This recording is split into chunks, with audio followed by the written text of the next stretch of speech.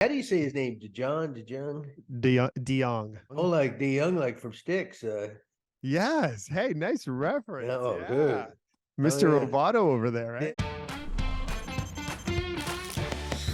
Hey, it's time for Pitch Clock. It's the trade deadline edition with John Gibbons. John, before we get to that, some news on Bo Bichette. We know that the MRI revealed no structural damage to the right knee, which is really good news for Blue Jays fans. Looks like they dodged a bullet for the most part. Can the Jays win, though, without Bo Bichette long term?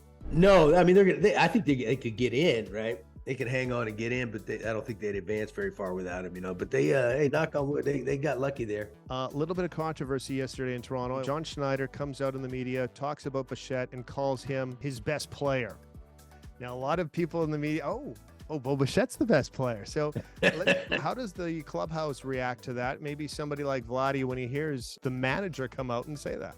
It depends on what kind of clubhouse you got. Some guys would probably say, "Hey, we got a bunch of really good players. You didn't have to put them up on the pedestal that high, did you?" But some guys will be offended by that. Most probably won't. But Schneid's not buying into all that politically correct world anymore now, huh? I guess not. All he had to do is say one of my best players. He would have been fine. Right? I mean, that's right. Okay.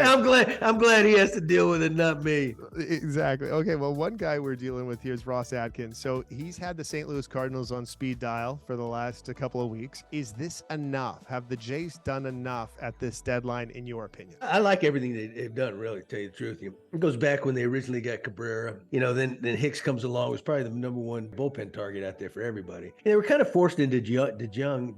Did I say that right? DeYoung, yeah, Paul DeYoung. Dennis DeYoung. But they were kind of forced into that with not probably knowing the extent of Bo's knee. Bo will be back in there once he's ready if it turns out to be it's not that big a deal. And then, he would be a good utilitizer. Final question for you. The American League East, which is a powerhouse in baseball, kind of quiet when you look at things. The Rays were kind of quiet. The Red Sox tinkered. The Yankees kind of tinkered. I guess the Orioles were the closest to what the Jays did. They pick up John Flaherty, also from the Cardinals. Hello, St. Louis. Nobody's available. Are you surprised more wasn't done in the division? Because with the division of heavyweights, it kind of was a lightweight type of trade deadline. Dave, not when you consider the two teams at the top, Tampa, with Baltimore right now, and then Tampa. Baltimore used to be one of the top free spending teams, a great history and all that.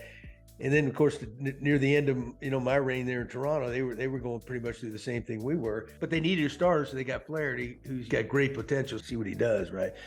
The thing that screws it all up is the Yankees and Red Sox. The two teams historically are up on the top, right? They're kind of on their fringes. The Red Sox are right there. The Yankees are just kind of sputtering. They've gotten old, and I think they traded for a middle reliever or something. It's like totally not Yankees, that's for sure. Want more John Gibbons takes? Sports Interaction is the official gaming partner of Gibby. Join us every Wednesday and Friday for Gibby's takes around Major League Baseball and, of course, the Toronto Blue Jays. Click the link and subscribe to our YouTube page today.